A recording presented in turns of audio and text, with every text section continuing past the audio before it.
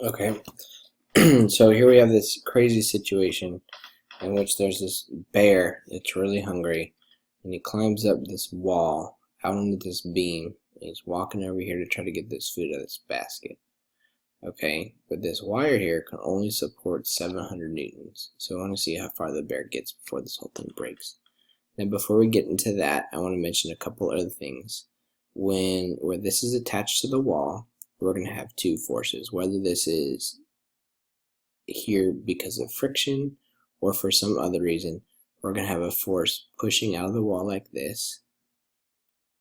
Okay, we're going to have force pushing up in some cases and down in some cases like that. In this case, the force is pushing up.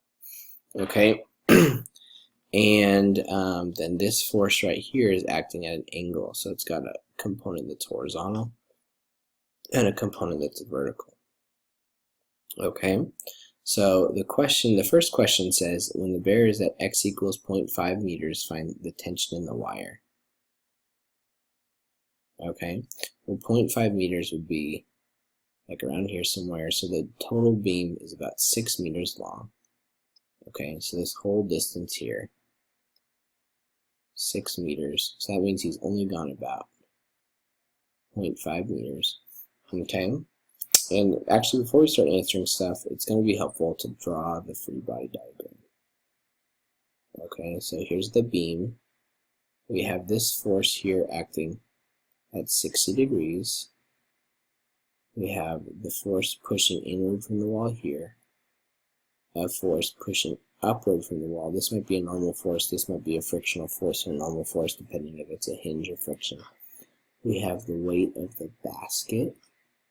We'll call it mg, we'll call this t, call this fx or fy, and this fx. Then we have the weight of the beam, and then we have the weight of the bear. So we have 1, 2, 3, 4, 5, 6 forces acting here. Now if I want to solve for tension, this value right here, so this is where all the equations come into play, net force and net torque. So I'm going to start by looking at the net torque equation, and I know what this weighs, right? I know the weight of the goodie bag, or the goodie basket, whatever. It is 40 newtons. I know the weight of the beam is 300 newtons. I know the weight of the bear is 500 newtons. Now what I don't know is this force and that force, okay? So it makes sense then when I write my equation for net torque to do it about this point, because now I can ignore those two forces. So we'll say net torque around this left end, so that some of the torques around that point will add to be 0. And so the bear, 500 newtons of force, that's acting a distance of about 0.5 meters away. We'll say that counterclockwise positive, so that would be negative. Then we have the weight of the beam, which is 300 newtons. And that distance is going to be about, if this total distance is 6, that would be halfway, so that would be about 3 meters. Then we have the weight of the basket with the food in it, so 40 times 6. And then we have the tension here from this cable.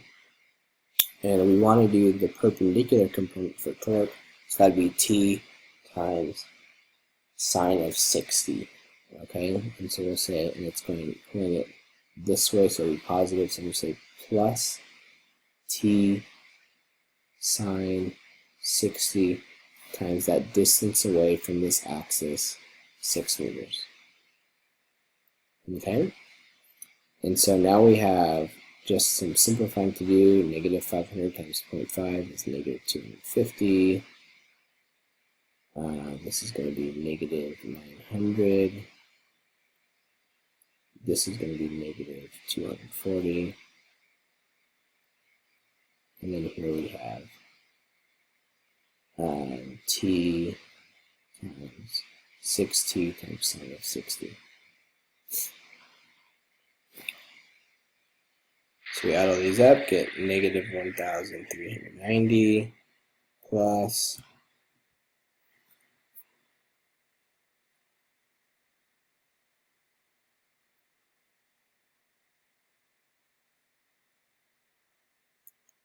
5.2t, and we solve for t. T is going to be equal to about 268 newtons. Okay, and so that answers the first part, which was to say how much tension was exerted when the bears at that distance, 0.5. For the second part, we're actually going to change some of these values. Okay, we want to know if the wire can withstand a maximum tension of 700 before breaking, how far can the bear go? Which means that we're going to change this to be our unknown. We want to find how far the bear can go. This is the bear's weight. And we're going to replace T with 700 because we know that the cable can support 700 at the most. So this is going to tell us the furthest that the bear can go. Okay?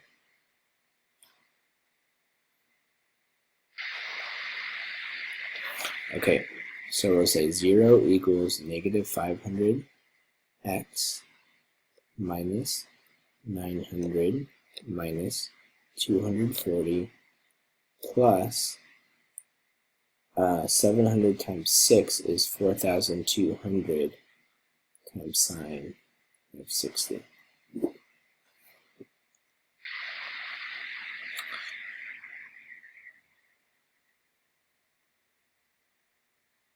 So this becomes right here 3,637. We'll go ahead and solve this for x. We get that 2,497 is equal to 500x, and so that x is equal to about 4.99 meters. So that means that the bear can walk about all the way to this point, about the 5-meter mark. He can get about a meter away from this basket before this whole thing falls down. So sadly, he won't actually get to the food, but maybe if he survives the fall, he can kind of pick it up off the ground. Okay, so here we see a situation in which we have a 5-kilogram rod held to the wall by this rope and by a frictional force right here. Okay, and the angle here is 30 degrees. Okay, so I'm going to ask you a couple of questions about it. The first, if we wanted to find the magnitude of this force T in this rope here, just by writing one equation, so we want to find T right here using just one equation, at what point should we do the net torque about, or at what point should we use for our axis?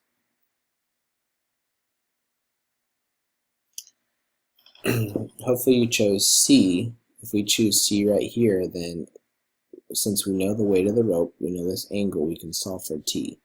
Okay, if we hadn't chosen C, say if we chose B or D, now we have unknown values here.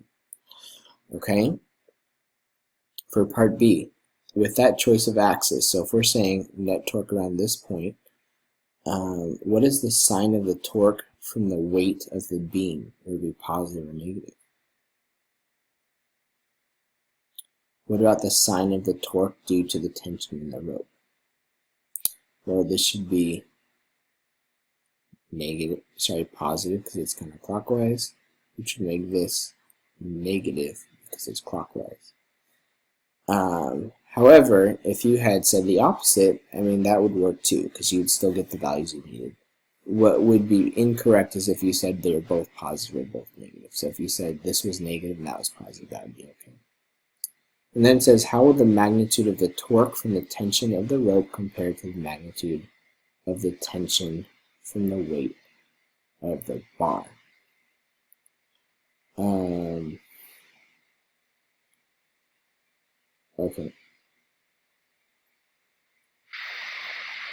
there's a typo here. It should say the magnitude of the torque. Okay, so about that point, how will the magnitude of the torque from the tension of the rope, so the torque from this rope about that point, how will that compare to the torque from the weight around that point? The answer is they would be the same because they're the only two torques about this axis, which means that for this to be in equilibrium, they have to balance each other out. Okay, now if we're just talking about the magnitude of the force, this force of tension will be stronger than this downward gravitational force, but that's not what it's asking. It's asking about the torques, and so those torques are going to balance out.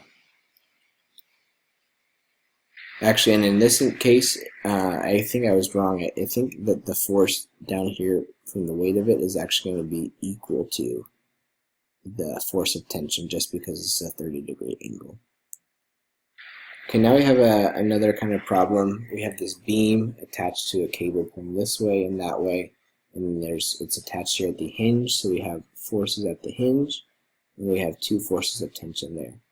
Okay, I want to know what the force of tension right here is from the cable, so T sub C. I want to know what F sub, I think that's friction on the wall, or just says Fy, and then says FH from the hinge. Okay, so we want to know what each of these forces is. Okay, so here we're going to actually need to do three net torque equations, or three equations, and we'll start with net torque. Okay, we're going to do torque about the hinge that will allow us to isolate this cable to find the tension in the cable. Okay, and so we have the weight of the beam, mg, at some distance, minus, we'll say that's negative as well, minus the weight of the box at some distance, plus the tension in the cable at some distance. Okay, now when we do the distances here, we could either use sine and cosine to find these perpendicular values, like to find what that would be, and to find what that would be. Or if you remember from before, if you have this force, you can trace it back to the perpendicular radius, which is going to save us some trouble as far as problem solving goes. So for example, when we're finding the torque about the hinge caused by this box, I can use just this distance b, which is 2.5 meters.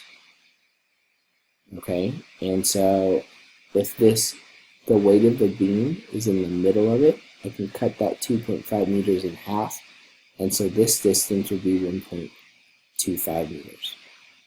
And then if I want to know what distance to use for the tension, well, the tension here, I can't use B, so what distance would I use for the tension from the cable?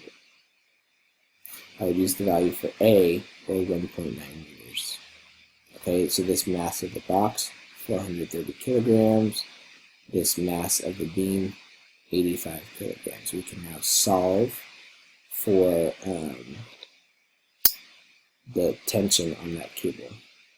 We simplify, we get that the tension is equal to about 6,000 newtons, just doing a little bit of rounding here to simplify. Okay, and now we can go over to finding, I'm going to find this force next, and use a net force equation for X. The only two forces acting horizontally is this force of tension and that force for X, so we'd say FH, force from the hinge going outward, minus 6,000 equals 0, so F sub H equal to 6,000. Okay, finally, we're going to run out of time on this video, so I won't do this last part, but to find this upward force here, we would do net force for Y and combine it with these two forces there. Okay,